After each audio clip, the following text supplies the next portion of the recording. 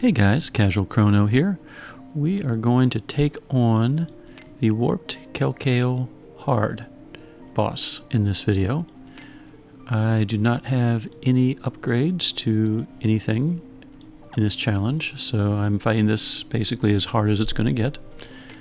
And let's go ahead and lure him out. The Warped Kelkale hard, according to the wiki, is a mid-level 11 super boss.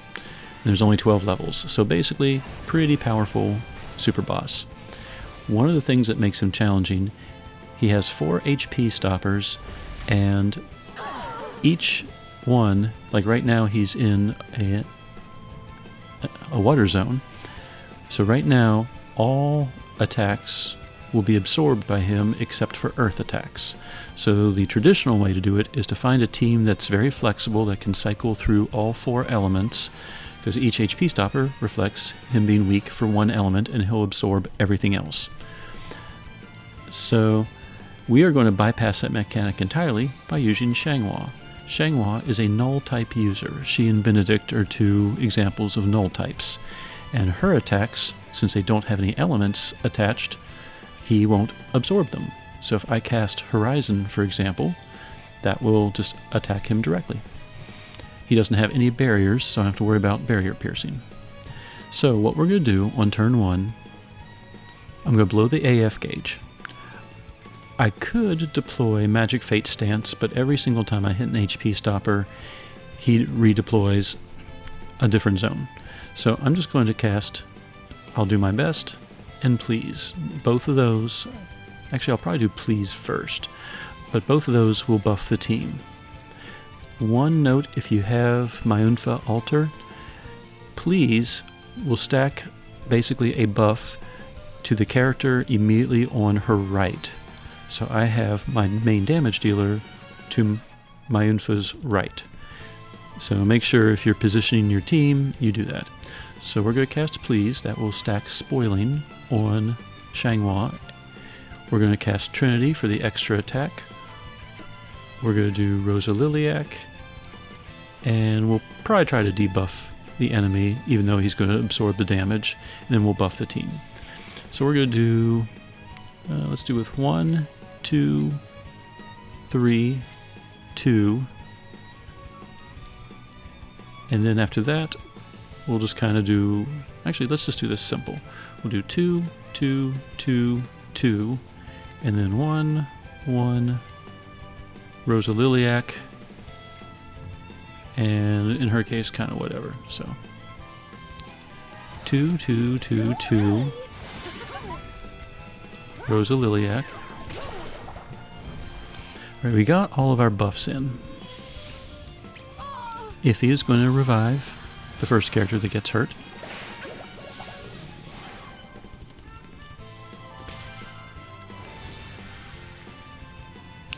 Because we used the AF gauge and we have Tetra, both of their auras are now in effect. Tetra's aura, the team has more health and a little bit more resistance. And Gunz's aura, the party has 20% extra stats, which means Xianhua has 20% extra intellect. So we're going to cast a prayer. Myunfa is going to take damage. That's just going to happen, if nothing else, from the curse every turn.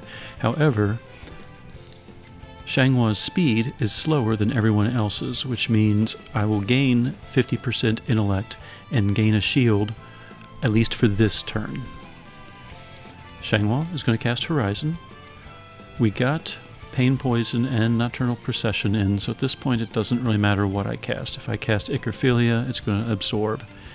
And I still have a few blood contracts left, so casting Shade Zone isn't going to matter. So let's just, let's do Nocturnal, Rosa Liliac, why not? At this point, this is turn number 2. I can attempt to debuff, or I can buff my team, so I'm just going to do a debuff. Horizon should be strong enough to knock the boss down to its first HP stopper. Xianhua has been defeated and raised, so we have 1 blood contract left on Myunfa.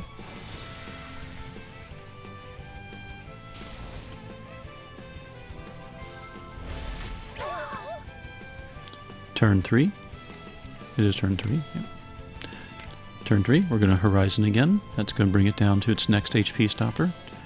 I can cast the prayer again. It will only be good for this turn thanks to the curse, but it's still an extra boost. We just did Rosaliliac, so we'll do Nocturnal Procession again.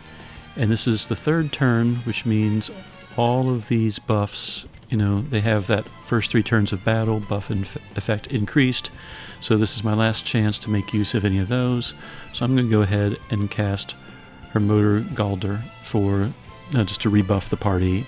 They'll get 100% int speed and 100% staff damage.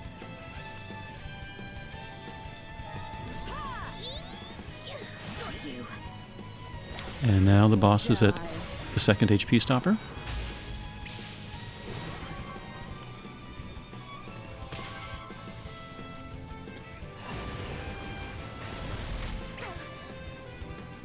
Rinse and repeat.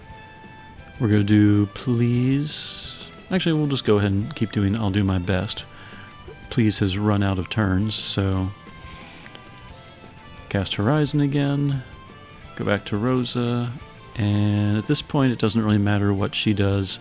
It's turn number 4, so I can either do a water-type magic attack, which gets absorbed. I can cast this, a water magic attack, which gets absorbed.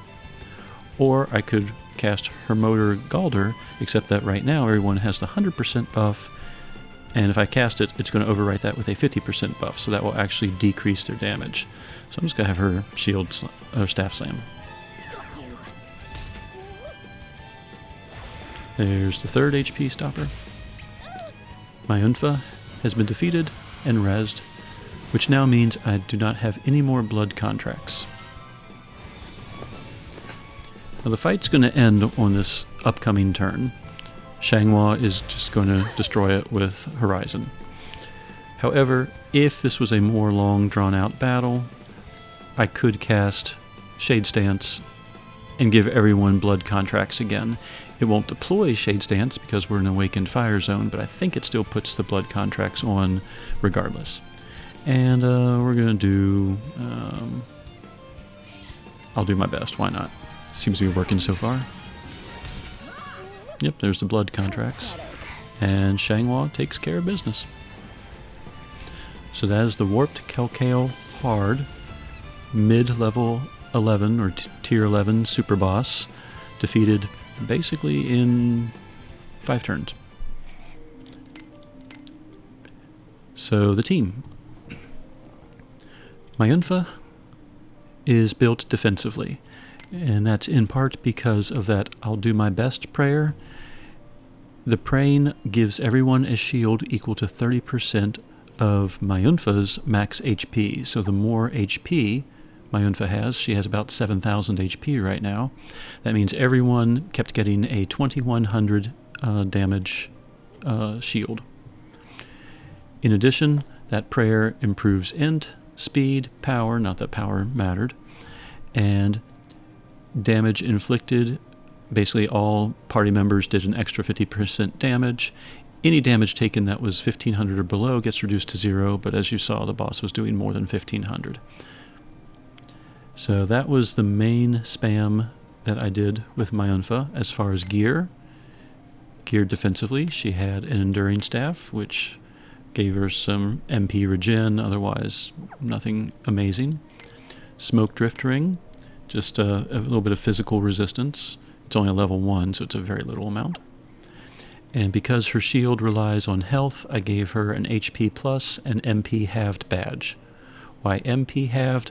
I wanted to make sure that her speed remained pretty high so that she would go before Xianhua, who has a much lower speed. As far as Grasta, Myunfa Alter had Grasta that had a base of 300 health, and in 2 cases I upgraded it with an HP ore, so she was getting 1500 extra health through all of her Grasta. Xianhua, main damage dealer, had the Elpis Rod, which as of July 2024 is still the best weapon to give to any damage dealer, the Elpis gear, mainly because of that overthrow mechanic. It also had the side benefit she always critted since she had that equipped. I had the Dryad's Ring equipped because it improves her critical strength. We know she's already critting because of the Elpis Rod, so we might as well improve that damage. And then she gained a little bit of mana because she has shadow points. And then she had an int 50 and a speed halved badge. That put her speed at 150. She does gain a little bit of speed through some buffs, but I wanted to try and make sure that she went last. That way the rest of the team could buff her before she took her turn. And then she had your typical Power of Pain series, one with Bullseye, one with Rose with Thorns, and one which is Last Stand. Which Last Stand did not help in this fight, but in fights with more than one enemy, it increases her damage by 30% for each enemy. So I think there's probably a cap, but either way, if you have like 3 super bosses all attacking you at once, she does even more damage. Iphi was built defensively.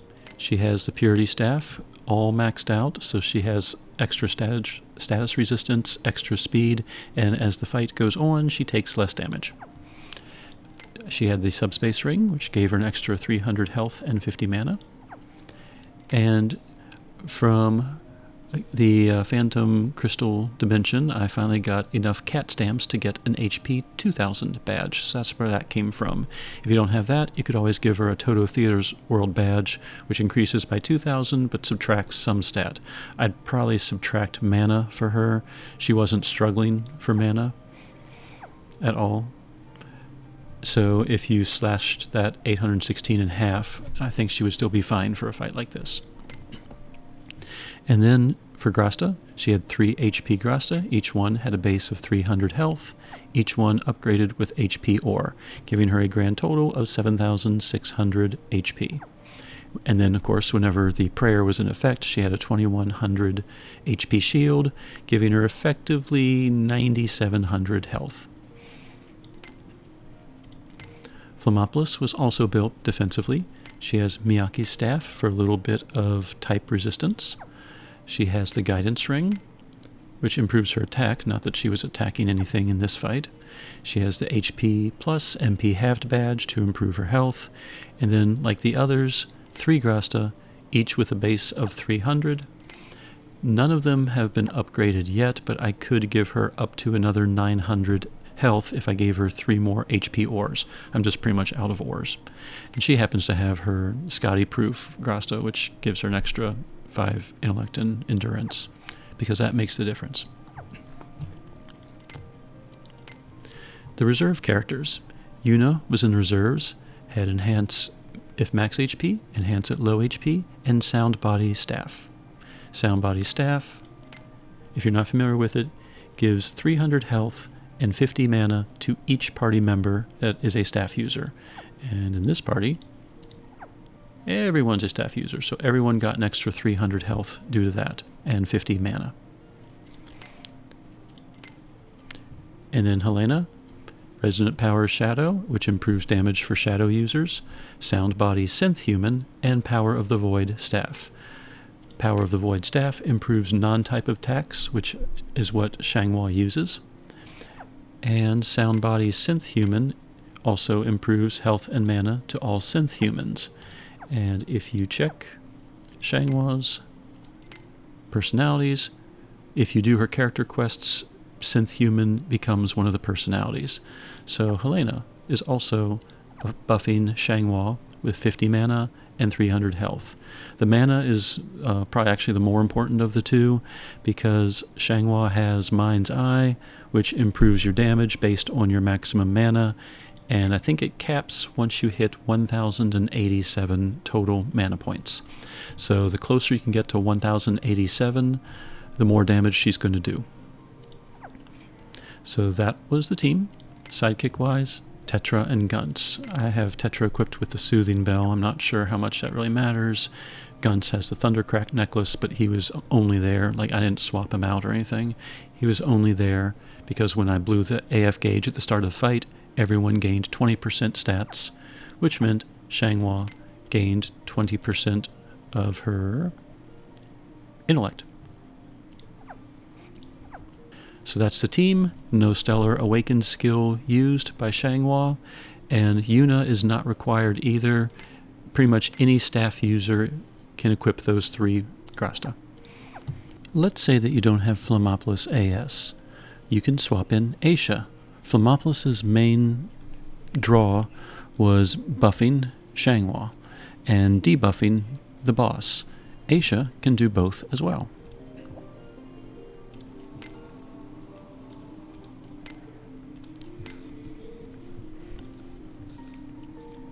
It helps that the boss starts off in water stance.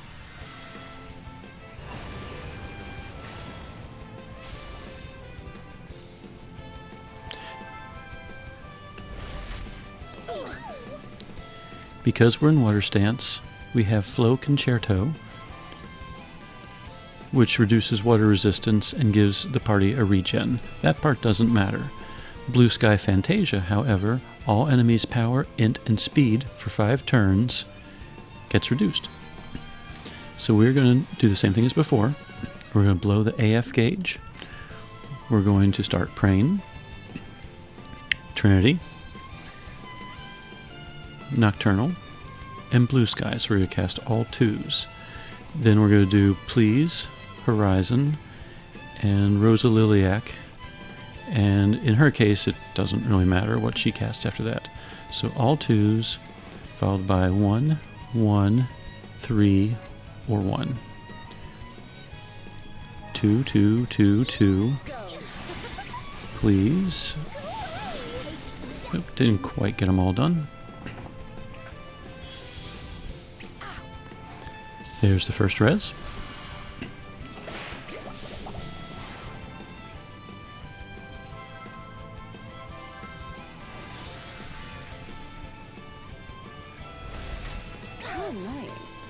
We're going to go ahead and get Pain on there. In her case, still doesn't matter. We can Blue Sky again. Horizon. I think we got in a Please. Yep, Tampered Roast wouldn't be lit up if it wasn't. So we can... Well, we don't want to awaken the zone. We'll go ahead and pray again since prayer's gone.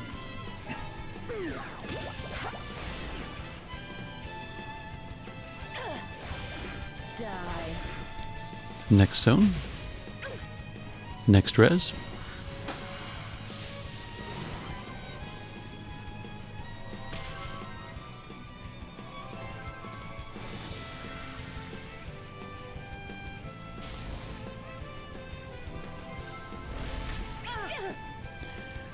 Now in this case, Aisha doesn't benefit... Oh, we're still in water zone. Never mind. I guess we'll just Blue Sky it again.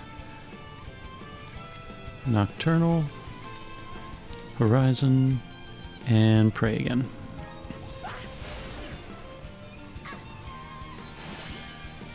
Die. Next HP stopper.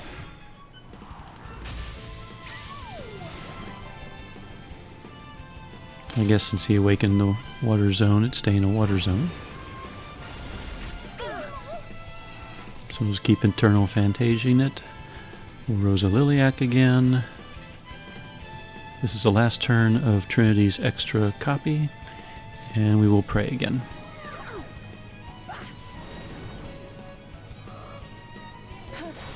Next HP stopper, and we are in Fire Zone, which is good for Aisha.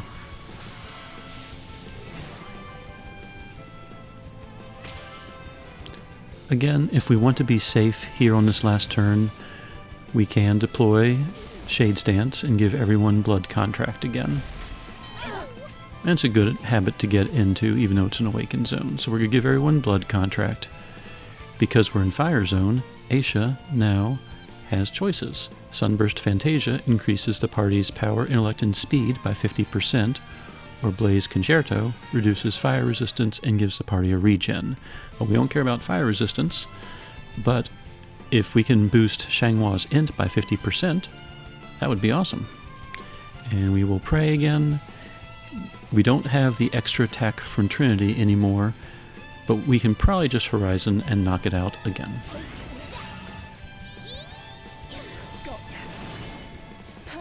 And there we go. So if you don't have Flammelapis AS, but you happen to have the other 3 characters, just toss in free character Aisha. Not a problem. And you might be asking, how is Aisha geared? I took off Flammelapis' gear and gave it to Aisha. I went ahead and gave her the Dark Wreath ring, which improves a little tiny bit of type resistance because it's a +1. But otherwise, she has the exact same gear that Flammelapis had. So there's the Warped Kelkale hard mode featuring Aisha along with the others. So now let's say that you don't have Myunfa Alter.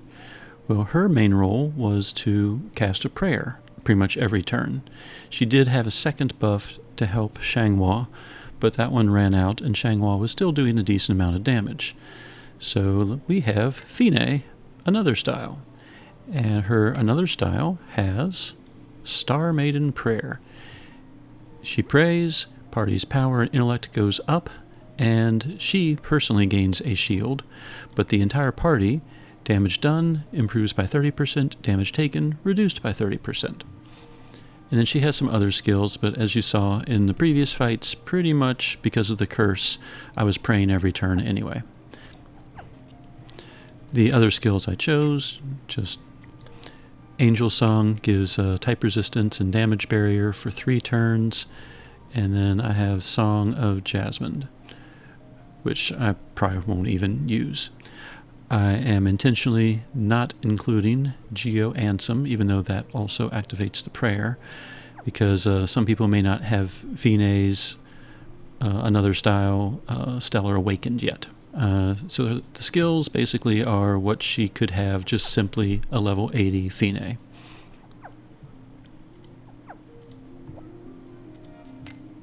Come on, Kelkale hard.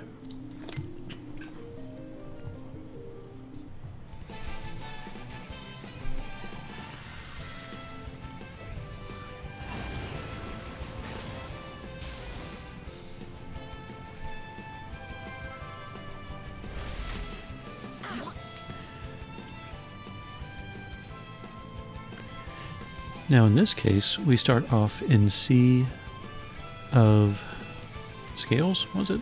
Sea of Stars, that's it. Which does not allow me to blow the AF gauge until it reaches maximum. So we're going to pray, we are going to Trinity, Pain, and we are going to... Actually, we're not in any stance, so... Let's go ahead and just get a regen going.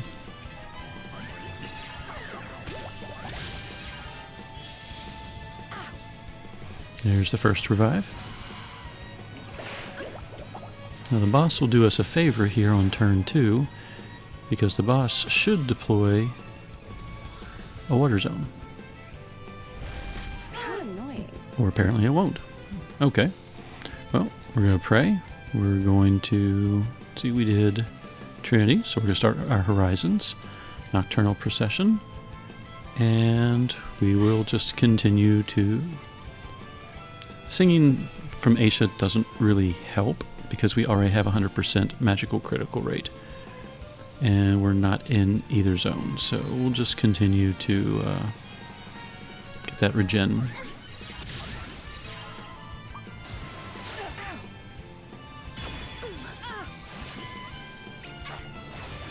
There's the first stopper. We are now in a different zone, which means we can blow the AF gauge.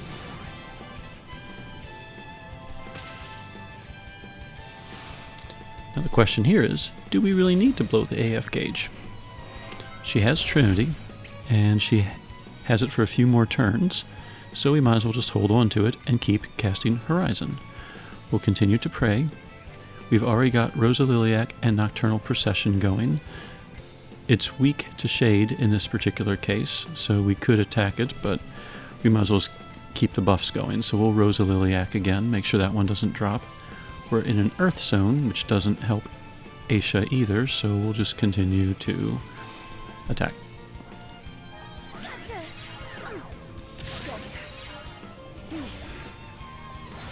There's the next zone.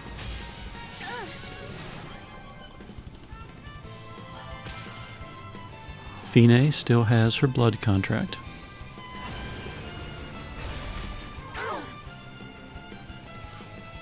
Now what we could do here, and I'm not really sure if it's all that necessary, but we are on our last turn of the extra hit count that Trinity provides. But I don't want to really spend a turn on casting Trinity and then Horizon. So we could just blow the AF gauge. We could do 1, 2, 2, and 1, and then just spam all ones. We should get one Horizon off, and that will refresh Trinity and drop it back down to its next HP stopper. So 1, 2, 2, 1, and then spam all ones. As long as Trinity gets off.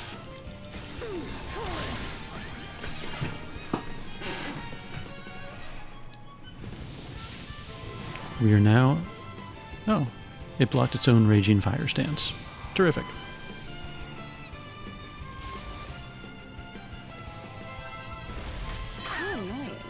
Alright, this next turn, Prey, Horizon. We'll go ahead and I think we cast Nocturnal Procession during that time. Yeah, it looks like we did, so we'll do a Rosa Liliac. And right now she really can't do much, we'll just keep the regen going.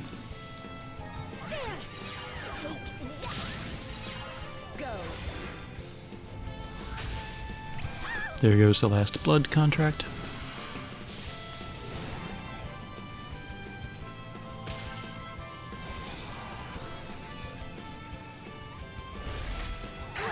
So we're going to cast Shade Stance to put the blood contracts back on. We are going to Jewel Concerto, Horizon, and Prey.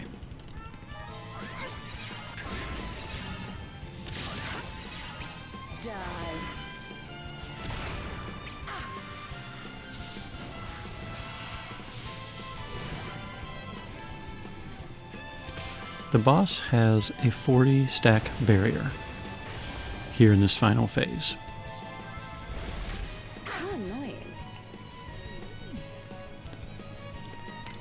And that's why it didn't do much damage. Well, Horizon didn't do much damage. However, that 40 stack barrier does not last very long. So we can continue our assault now. And now we are not in any zone. Which means if you have Aisha who can deploy like a fire zone or a water zone, that could always be your third skill.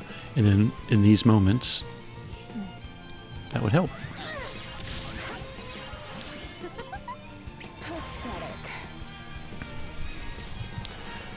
But as you can see, not terribly necessary. And there was the Warped Kelkale with 2 free characters. You basically need any character that can cast prayers and any character that can buff the team, though there wasn't really much buffing going on with Aisha. So in this example, you probably could have 3-personed it. In this last example, I basically just took Myunfa's gear and gave it to Feinne. So she had the Enduring Staff, Smoke Drift Ring, HP plus MP Halved Badge, and the ores and the hit points. So she had a base of 8,200 health. And now, I do have most of her Stellar Board awakened, which does include some HP. So you might, if you don't have her Stellar awakened, she won't have as much health, and so you might have to cast Shade Stance a little bit early if the blood contracts all run out. But still, that was doable. And I did not use either character's Stellar Awaken skill. So you could do this with a level 80 Feinne, level 80 Xianhua, not Stellar Awakened. The absolute bottom line, once you see a video, for example, my first one with Myunfa and Flammelapis AS, and you go, oh, that's a really powerful team, but I don't have one character. I don't have 2 of those characters. If you really look at the video, you definitely need Xianhua because it's her attack that's bypassing all of the element absorptions. So she's kind of a non-negotiable. In this example, Iphi was pretty much a non-negotiable as well. Her reses allowed the team to keep going. You just kind of look at your characters. Xianhua stays. Iphi pretty much stays. Then you need someone that casts prayers and someone that can buff or debuff. That's the bottom line. Look at who you do have. What characters do you have access to prayers? And look for an offensive-based prayer. So if you use like Mariel, for example, you make sure that she uses the offensive prayer, not the defensive prayer. And as far as buffing, look for characters that can buff intellect. That's the biggest one. And if you can, bonus points, if you can debuff the enemy as well. But the main thing is, can you buff intellect and get Xianhua even more powerful? So when you watch these videos, just kind of look at them, go, oh, well, which of my characters could fulfill that role? And try it out. So you never know. Anyway, I hope this helps. Casual Crono, signing out.